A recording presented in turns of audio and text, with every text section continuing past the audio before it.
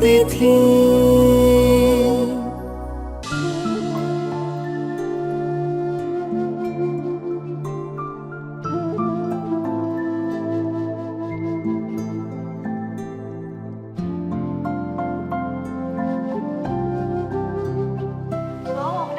এগুলো তো আমার ফেভারিট।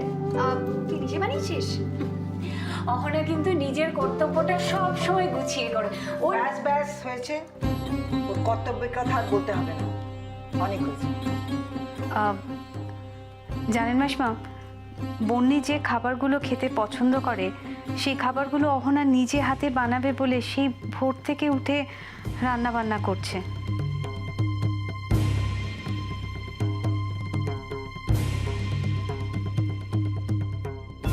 কথা না বাড়ি, তাড়াতাড়ি পায়েসটা খাও। ভুলভাল কথা কান দিও না, তো সব ঝামেলা। খাও খাও। না, ঠাম্মি, বন্নি এই পায়েসটা খেলে আরো বড় অমঙ্গল হয়ে যেত, কারণ এতে বিষ মেশানো ছিল। দাঁড়াও,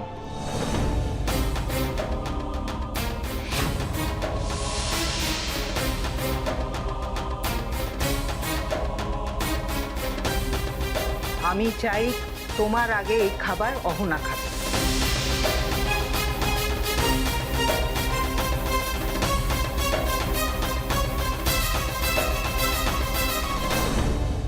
কিন্তু মা, আজকে বন্নির স্বাদ, ওর খাবার আগে অহনা কি করে খাবে?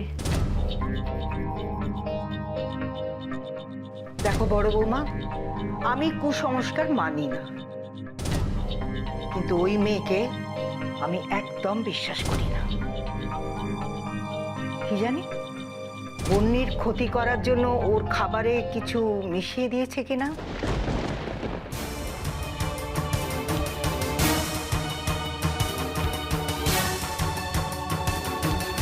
স্বামী, এসব কি বলছো তুমি?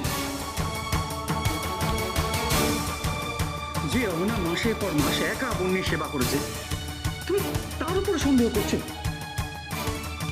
আর সব থেকে বড় কথা, বন্যি আজকে যা যা পেয়েছে সমস্তটাই কিন্তু অহনার দেওয়া। চুপ কর, খুব লায়ক হয়ে গেছিস না, অনেক বড় বড় কথা বলছিস। আমি যখন বলছি সেটা হবে, ব্যাস। অহনা, অহনা তুমি রিজু, জিনিয়া, তোমরা আমাকে বাধা দিও না।